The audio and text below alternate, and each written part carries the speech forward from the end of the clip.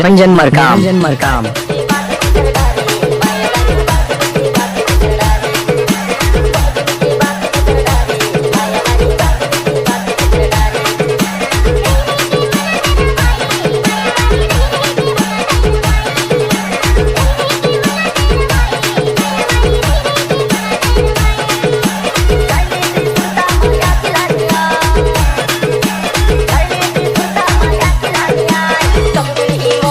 DJ Niranjan Markam.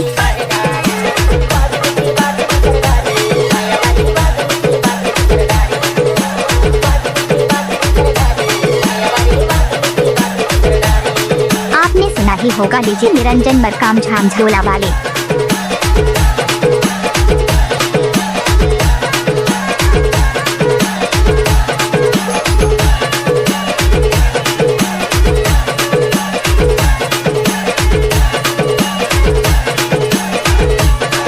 DJ Niranjan Markam.